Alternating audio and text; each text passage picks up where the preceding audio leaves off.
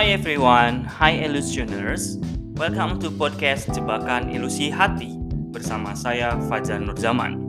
Di podcast ini kita membahas tentang hubungan, entah itu hubungan dengan keluarga, teman, atau pasangan kalian, dan bahkan bisa mengenai hubungan masyarakat. Kalian juga bisa request untuk tema yang nanti kita bahas di podcast ini. Seperti biasa, tinggal DM IG saya. Dan di episode ketiga ini saya akan mencoba membahas tentang status hubungan yang mungkin banyak sekali jadi bahan perbincangan di kalangan anak muda zaman sekarang ya. Jadi tema hari ini adalah, adakah manfaat atau faedahnya dalam status hubungan saat ini? Seperti biasa, kita akan bahas ini secara perbagian atau per partnya ya. So don't go anywhere, stay tune here dan tetap dengarkan, jangan di skip.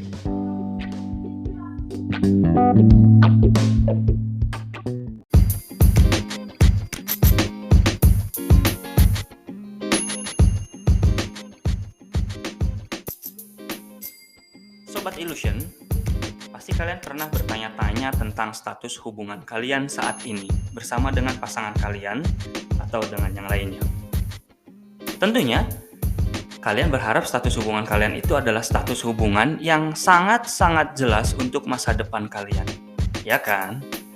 Tapi, apakah kalian pernah berpikir tentang manfaat atau faedahnya dari status hubungan yang kalian jalani saat ini? Apakah itu bisa membuat mental kalian membaik? Atau bahkan menjadi memburuk? Jika memang kalian berpikir status hubungan kalian ini membuat mental kalian membaik, coba sebutkan 3 hal saja dan jawab pada hati kalian sendiri ya. Apakah status hubungan kalian itu benar-benar membuat mental dan pikiran kalian membaik atau tidak? Atau bahkan kalian hanya berpura-pura bahagia selama ini? Karena status hubungan yang diselimuti oleh rasa kepura-puraan akan menimbulkan ilusi-ilusi dari hati, yang akhirnya akan menjebak kalian semua dalam hal-hal yang negatif. Nah, jika saya tanya nih kepada kalian semua illusioners, kalian mau pilih mana?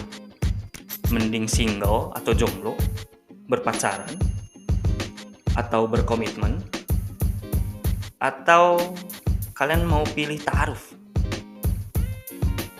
Pasti jawaban kalian itu mayoritas tidak mau atau enggan untuk single, ya kan? Jujur, pasti kalian tidak mau single. Nggak apa-apa, karena kalian semua pasti punya alasan tersendiri kenapa kalian itu nggak mau single. Tapi di sini saya akan mencoba menjelaskan beberapa status hubungan yang mudah-mudahan akan dijelaskan juga beberapa faedah dan unfaedahnya.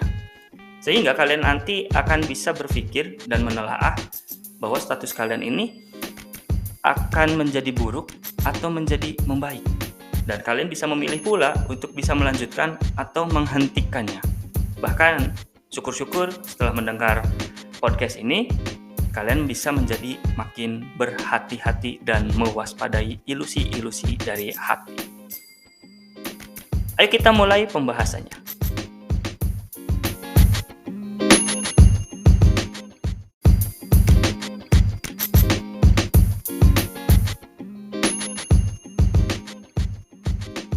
Yang pertama di sini ada status single atau sendiri, atau biasa remaja-remaja sekarang itu bilang jomblo. Nah, pengertian single atau jomblo ini menurut Kamus Besar Bahasa Indonesia, sebutan ini disematkan untuk pria dan wanita yang belum memiliki pasangan hidup. Garis bawahi, pasangan hidup. Tentunya pasangan hidup itu adalah yang benar-benar serius untuk menikah dan selamanya. Beda dengan pasangan yang untuk saat ini aja. Tapi tahukah kalian, bagi saya, single dan jomblo itu beda. Apa bedanya? Kalau jomblo itu oleh keadaan atau bisa disebut nasib, sedangkan single itu adalah sebuah pilihan yang kalian tentukan sendiri. Kenapa bisa berbeda? Karena jomblo itu biasanya selalu merasa kesepian. Mereka itu terlalu sering merasa minder kalau nggak punya pacar. Terus jomblo itu paling seneng kalau udah putus, merana, kalau udah merana langsung nyari pacar. Karena dia fokusnya hanya untuk mencari pengisi hati. Padahal kalau misalkan udah diisi, disakiti, diisi, disakiti, diisi, disakiti, ya itulah jomblo ngenes gitu. Jangan deh, mending kalian single aja. Kalau single, itu justru kalian akan merasa nyaman dan happy-happy aja.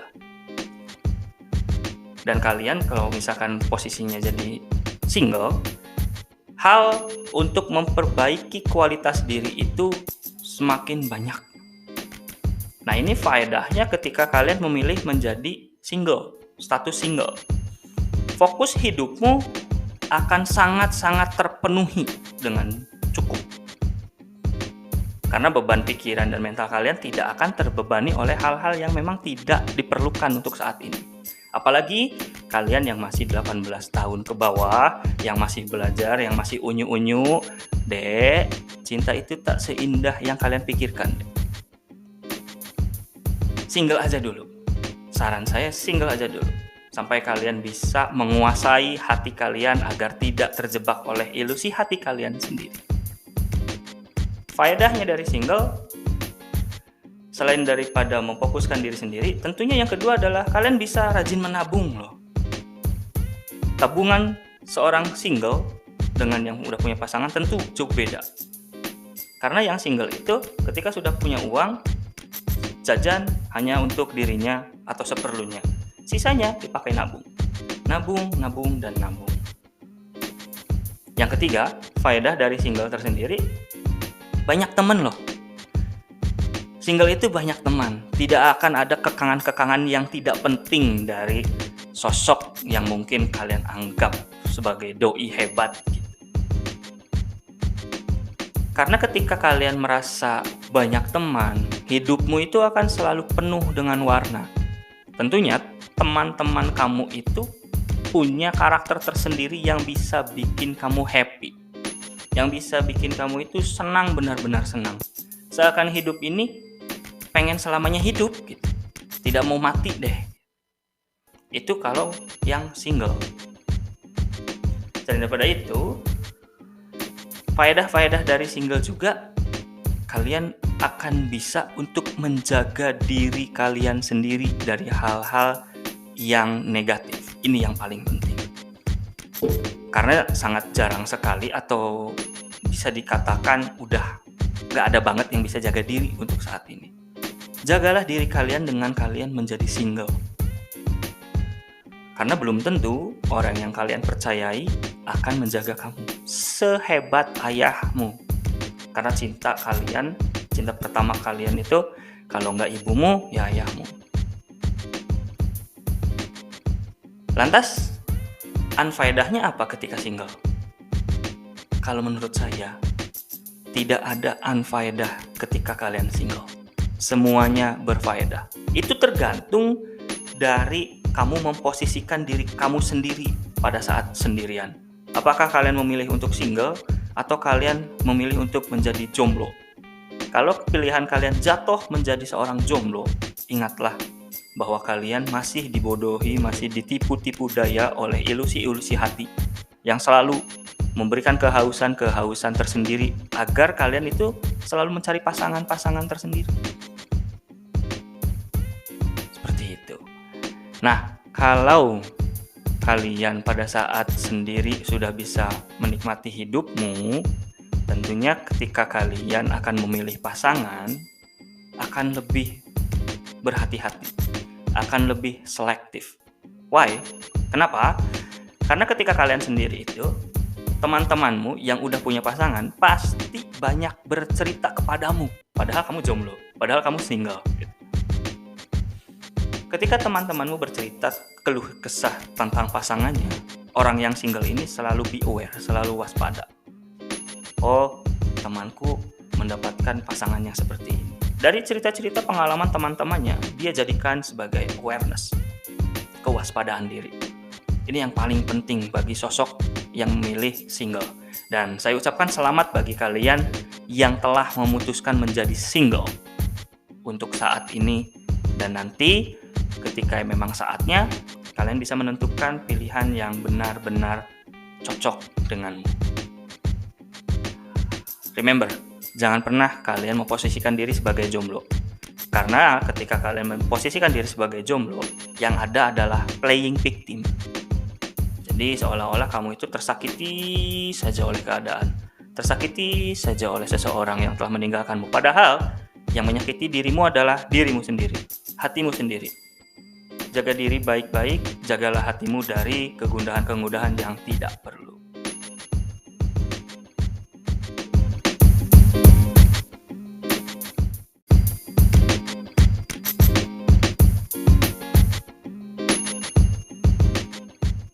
Dan lanjut kepada status hubungan yang kedua, yaitu berpacaran.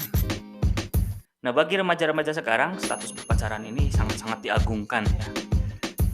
Kenapa bisa begitu? Karena mereka merasa bahwa ini adalah perasaan yang sangat-sangat istimewa. Serasa dunia ini milik berdua saja, tanpa memandang bahwa di dunia ini banyak sekali mata, seperti itu.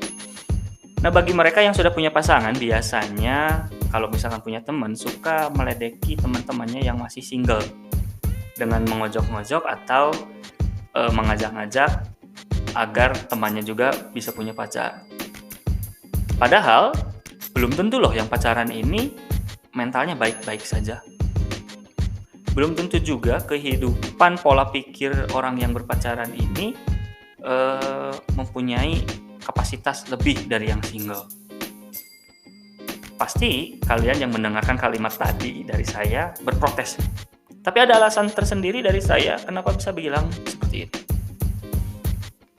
Berpacaran tentunya akan menghadirkan efek positif dan negatif bagi kalian yang merasakan. Rata-rata setelah saya survei dari beberapa remaja, kenapa kalian memilih pacaran? Mereka rata-rata jawab untuk mengisi hati, itu yang pertama. Yang kedua, untuk menyemangati dalam belajar. Alasan yang kedua ini alasan paling bullshit sih. Kenapa? Karena ketika kalian sudah berpacaran, kalian dalam belajar malah tidak fokus. Yang ada malah makin hancur. Pikiran kalian akan terbebani dengan berbagai permasalahan-permasalahan yang biasa kalian hadapi dalam berpacaran ini. Contoh kecil saja, biasanya orang yang berpacaran di usia 18 ke bawah, rasa egoismenya itu sangat-sangat tinggi. Rasa pengekangannya itu benar-benar memuncak. Pelarangan-pelarangannya itu benar-benar harus dilakukan. Nah, ketika dua sejoli ini berpacaran dan saling mengekang, efek negatif ini yang timbul. Efek negatif serasa kena mental seperti itu. Saya melakukan ini nggak boleh, saya melakukan ini nggak boleh, saya melakukan itu nggak boleh. Kamu berpacaran atau kamu dipasung seperti itu. Berpacaran itu nggak begitu. Janganlah. Toh orang tuanya juga tidak memaksakan kehendak-kehendak yang kamu utarakan seperti itu ya. Belum lagi kalau misalkan pada saat berpacaran ada yang temperamental ini. Ini yang harus diwaspadai. Karena usia 18 tahun ke bawah, temperamennya masih sangat labil. Entah itu melakukan apa, tapi temperamennya pasti muncul. Temperamen itu bukan basically secara fisik aja, tapi secara oral. Oral itu secara ucapan. Mohon maaf sekali, saya sendiri sering mendengar bahwa remaja kalau misalkan lagi ribut, itu bahasa kebun binatangnya keluar. Ketika kamu sudah melampaui tahap ini, segera untuk berpikir, sudahi. Yang ketiga, manfaat bagi mereka yang berpacaran. Ini pikiran mereka ya, bukan pikiran saya. Bahwa ada yang merasa ditemani dalam kehidupan sehari-harinya sebagai teman berbicara, teman-teman ngobrol, bertukar pikiran, dan lain sebagainya. Ini menurut mereka. Tapi bagi saya, ini unfaedah. Pacaran itu unfaedah. Kenapa? Jika tujuanmu itu hanya untuk mencari teman ngobrol, mencari teman untuk bertukar pikiran, menjadi teman untuk berkembang menjadi lebih baik, kamu mending single aja. Kamu pilih single, setelah itu kamu berkembang menjadi diri kamu dan menjadi lebih baik lagi dari diri kamu yang sekarang ini. Belum lagi, kalau menurut Al-Quran tersendiri, ini anfaedahnya, hindarilah pacaran karena pacaran itu zina. Jangan sampai deh. Seperti yang disebutkan di surat Al-Isra ayat 32 yang artinya, dan janganlah kamu mendekati zina. Sesungguhnya zina adalah suatu perbuatan yang keji dan suatu jalan yang buruk. Memang betul, kenapa agama melarang kalian untuk berpacaran? Ya karena nanti dari hal ini perbuatan keji itu muncul. Mulai dari kalian tatap-tatapan mata, mulai dari kalian yang dikatakan rindu, dari pegangan tangan menuju ke yang lain. Inilah kenapa moralitas dari remaja ini bisa rusak. Kalian jangan sampai merusak diri kalian sendiri. Selain daripada itu, saya sampaikan, zina itu hutang. Kamu bisa menyembunyikan aibmu tentang perzinahanmu. Zina itu bukan berarti yang besar dulu ya. Zina kayak model kamu pegang tangan dan yang lainnya saja, itu akan menjadi hutangmu. Hutangmu akan dibayar kepadamu atau kepada anakmu nanti, atau kepada cucumu nanti. Jadi hati-hati, jangan pernah bermain dengan zina. Ketika suatu jalan yang buruk ini dipilih, ini anfaedahnya. Kamu akan mendapati beberapa penekanan-penekanan yang sangat hebat selama kalian memilih berpacaran. Itulah kenapa saya bilang dari awal, yakin berpacaran itu kalian bermental sehat. Karena ketika dua sejoli ini sudah saling mengekang, mental kalian yang dirusak, pikiran kalian yang dirusak. Siapa yang rugi? Dirimu dan orang tuamu. Dan lagi, kalau menurut saya pribadi, untuk yang 18 tahun ke bawah, mohon dengan sangat, kalian pikir-pikir lagi. Kalian boleh kok suka, kalian boleh kok untuk menyukai lawan jenismu. Tapi sukai secara biasa saja, sukai seadanya, jangan berlebihan. Saya tahu bahwasanya yang umur 18 tahun ke bawah itu belum nyampe di ranah kata cinta, belum. Kalian itu masih di ranah suka. Nah, untuk penjelasan ini ada di episode 2. Tinggal didengarkan mana perasaan tertarik, kagum, dan suka. Saya yakin bahwa kalian itu masih di rasa suka. Itulah kenapa sifat-sifat berpacaran itu mengekang, karena kalian suka.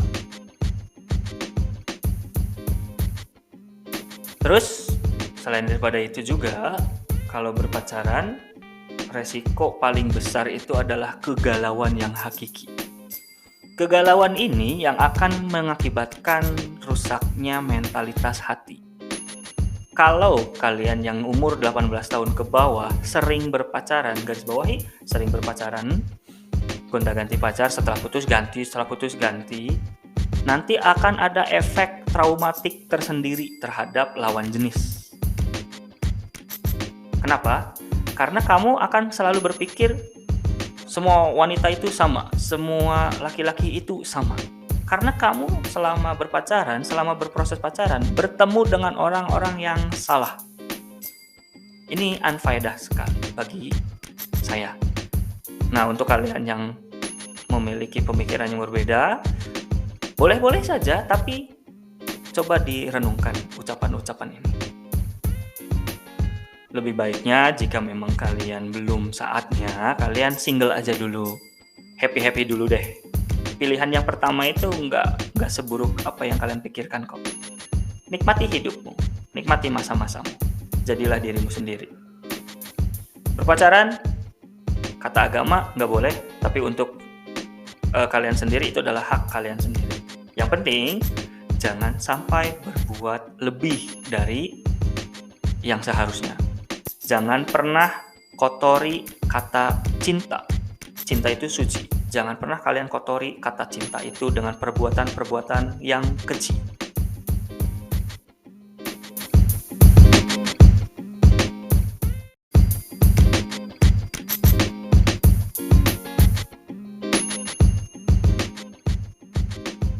Dan yang ketiga ada status hubungan berkomitmen.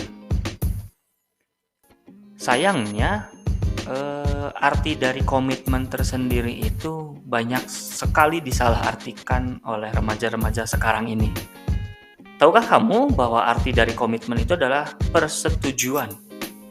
Persetujuan antara dua orang atau lebih tentang suatu visi dan misi tersendiri. Nah, remaja sekarang yang banyak saya temui dari survei juga, kebanyakan mengajak berkomitmen tapi berujung berpacaran. Padahal, dua hal ini adalah dua yang berbeda. Sangat jauh sekali bedanya.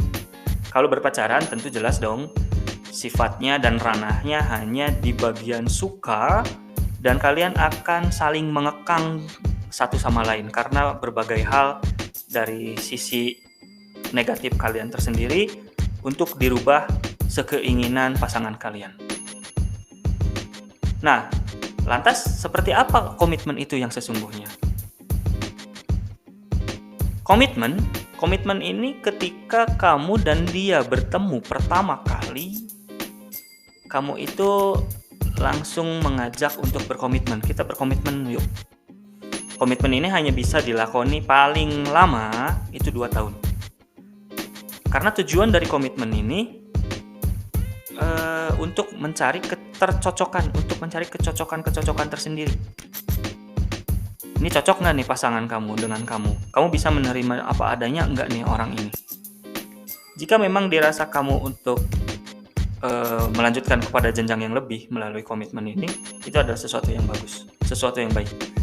Dan orang yang bisa melakukan komitmen ini hanya untuk orang-orang yang berumur 22 tahun ke atas.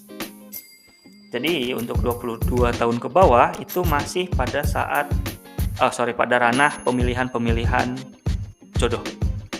Nah, komitmen ini bisa dibentuk untuk menjadikan jodoh seumur hidup.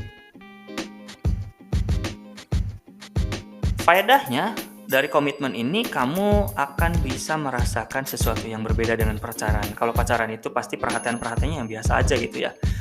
Kayak model udah makan belum, main, ngajak nonton dan lain sebagainya. Kalau komitmen itu tidak. Saya pribadi dengan istri saya itu melakukan sebuah komitmen. Sebelum menjadi istri itu melakukan sebuah komitmen. Dengan bertujuan saya ingin mencari tahu kelebihan dan kekurangannya. Ketika kelebihan itu sudah biasa, baru saya akan cari kekurangan. Kekurangan ini bisa diterima atau tidak. Jika memang kekurangan ini dirasa berat untuk saya pribadi, saya memutuskan untuk tidak melanjutkan. Tetapi kalau misalkan kekurangan ini masih bisa saya terima dan bisa saya tolerir, saya bisa melanjutkan pada jenjang yang lebih. Dan bersyukurnya istri saya yang sekarang bisa saya terima apa adanya. Dan dia pun kepada saya seperti itu. Yang kedua, sifat dari komitmen ini juga untuk membahas pada visi misi ke depannya. Jadi selama kalian berkomitmen itu betul-betul membicarakan perihal masa depan. Beda lagi kalau misalkan masalah pacaran. Kalau masa-masa pacaran itu tidak ada obrolan yang penting sebetulnya. Meskipun sesekali di antara kalian yang masih berumur tadi 22 tahun ke bawah masih sering bertanya, kita nanti menikah tahun berapa ya? Apalagi yang paling lucu adalah umur 18 tahun ke bawah berbicara tentang pernikahan. Ini sangat lucu sekali. Kenapa? Karena jodoh itu tidak ada yang tahu. Jodoh itu kita tidak bisa menebak. Kita bisa meminta kepada Yang Maha Kuasa siapa namanya, tapi belum tentu Yang Maha Kuasa itu memberikan apa yang kita mau. Karena Yang Maha Kuasa memberikan apa yang kita butuhkan, bukannya apa yang kita inginkan. Yang ketiga, dalam sifat komitmen juga, kalian akan terbiasa untuk mendewasakan diri masing-masing. Kenapa seperti itu? Ini faedahnya ketika kalian berkomitmen, ketika ada masalah, kalian itu belajar untuk menemukan solusinya berdua. Jika kalian pada saat marah-marahan nih, biasanya kan ada satu hal lain halnya, perkara satu ngambek mulu, satunya minta maaf mulu. ini masih disebut dengan pacaran. Kalau komitmen gimana? Komitmen itu ketika ada masalah, berbicara satu sama lain. Keinginannya kayak gimana, solusinya kayak gimana, kedepannya kayak gimana. Jadi, sudah sangat jelas antara komitmen dan berpacaran sangat jauh beda. Nah, untuk kalian semua yang menginginkan status hubungan komitmen, tetap jaga diri baik-baik dan tidak terpengaruh oleh hal-hal yang negatif. Jika selama 2 tahun maksimal ini kalian tidak cocok, jangan memaksakan diri. Karena itu bukan pertanda jodoh. Dan ingat, titip hatimu, titip dirimu, dan titip attitude-mu. Jangan rusak makna dari komitmen itu sendiri.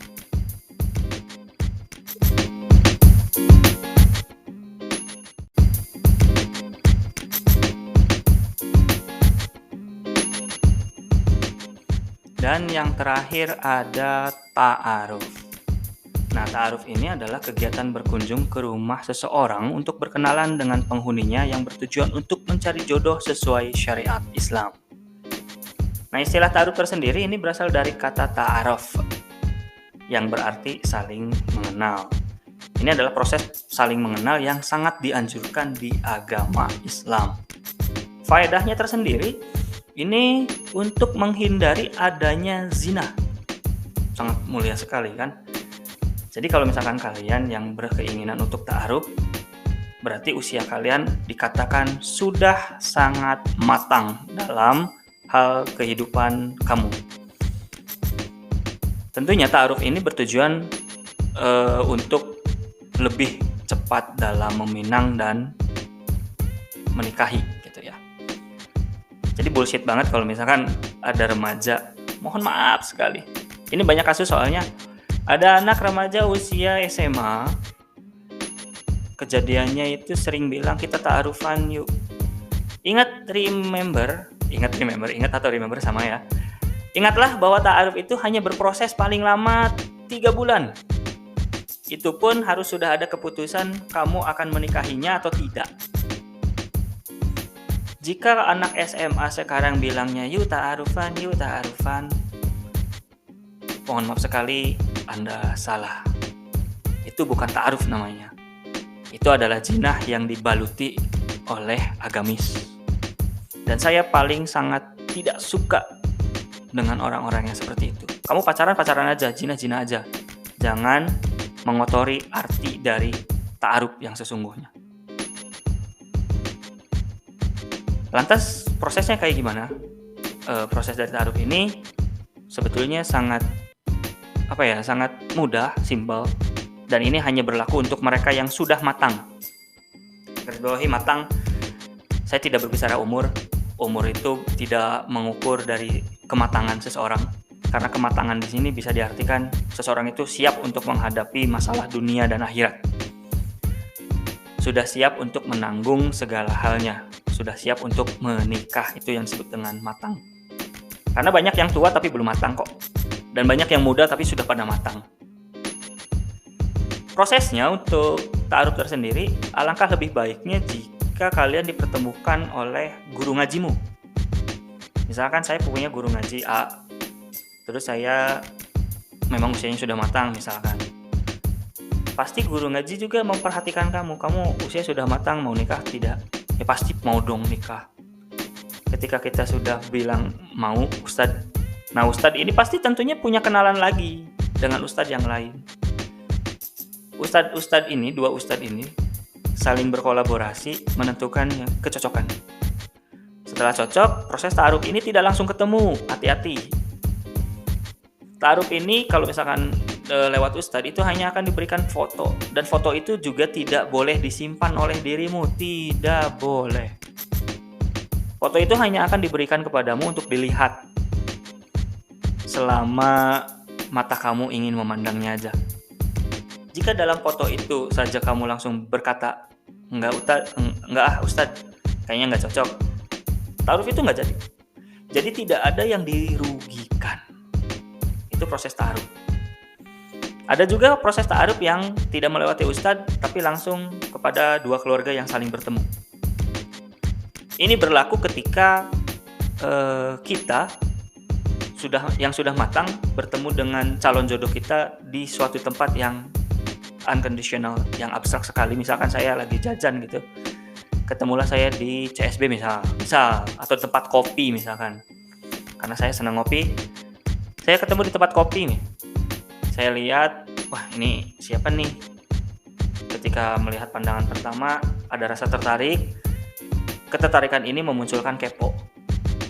Karena niat saya tidak mau zina, saya tinggal datangi ke beliau, tanya namanya, tanya nomornya, tanya statusnya, tanya tentang keluarganya, dan kalau misalkan cocok, hari itu juga atau bisa beberapa hari kemudian setelah menjalin komunikasi, baru tuh keluarga kita datang ke keluarga perempuan untuk ta'aruf, untuk bertemu dulu, bertemunya dua keluarga. Nah, faedahnya dari ta'aruf menghindari dari zina sih paling utama mah. Untuk yang lain-lainnya tentu kalau zina aja udah dihindari, faedah yang lain juga pasti mengikuti. Entah itu dari dewasa atau yang lain-lain sebagainya.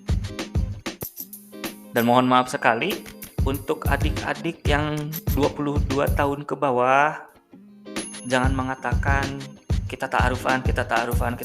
Apalagi ada kasus gini. Ada satu laki-laki yang baru belajar ngaji, yang baru belajar mendengarkan tausiah di guru ngajinya, yang dibahasnya itu cuman tentang bab nikah. Ini salah kaprah ini, yang memunculkan hasrat untuk segera menghalalkan. Dan ini terjadi pada teman saya.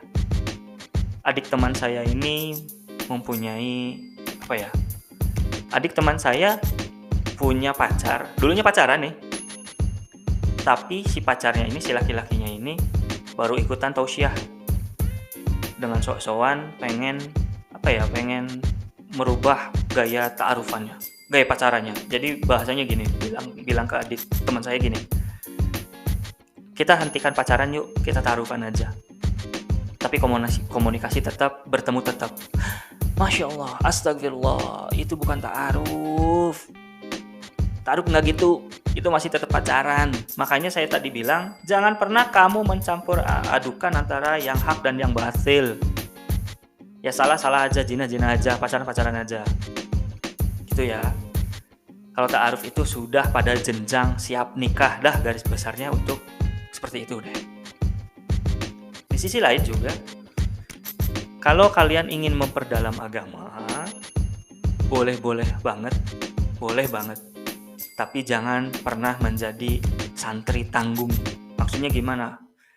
Jadi santri tanggung itu hanya mempelajari kenikmatan di pernikahannya saja. Padahal ilmu akidah dan fikihnya tentang bab pernikahan itu banyak sekali. Itu yang harus dipelajari sebelum kamu memutuskan untuk menikah.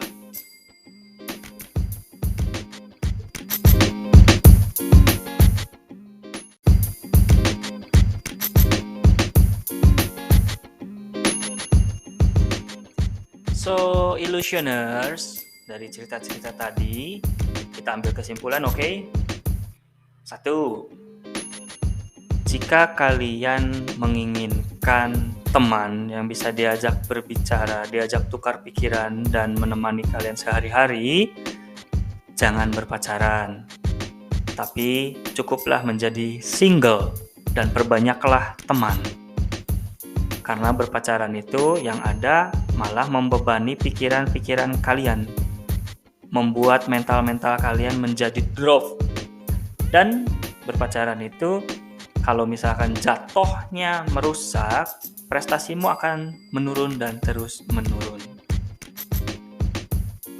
Jika memang kalian meyakini bahwa pacaran adalah sesuatu hal yang baik, saya akan titipkan beberapa kata. Jaga image-mu, jaga pribadimu, jaga segala yang ada pada dirimu. Jangan sampai hal-hal yang keji mulai kamu lakukan. Jika kamu rasa berpacaran itu buruk, segera tinggalkan. Karena usiamu yang masih 22 ke bawah atau 18 tahun ke bawah itu adalah usia yang paling usia emas lah disebutnya. Usia yang masih benar-benar produktif untuk menjadi diri kamu yang lebih baik dari hari ini. Karena otakmu itu masih fresh dibanding otak saya yang makin kesini makin tua. Otak kaula muda itu produktivitasnya tinggi. Jadi ketika kamu proses berpacaran dan dirasa buruk, segera hentikan. Kamu jangan pernah berpikir untuk, wah saya akan menyakiti hati dia dong. Kamu pilih mana? Menyakiti dirimu atau menyakiti dia hanya sekali itu. Makanya, jangan rusak dirimu, jangan rusak keadaanmu. Sesungguhnya, perasaan-perasaan itu hanya bersifat sementara. Nah, jika kalian ingin dari single langsung ke ta'aruf, alhamdulillah, berarti kalian sudah siap untuk menikah. Berarti kalian siap dan matang untuk menjalani hidup masa depan kalian. Tapi untuk ta'aruf ini, jika dirasa kalian sangat berat, Kak, saya berat banget untuk langsung ke ta'aruf. Gimana kalau misalkan dari single ke komitmen aja? Ingat, saya tadi berbicara tentang umur untuk yang komitmen. Ini hanya berlaku untuk 22 tahun ke atas. Kalau kamu yang masih 18 tahun ke bawah, jangan mengotori kata komitmen itu tersendiri.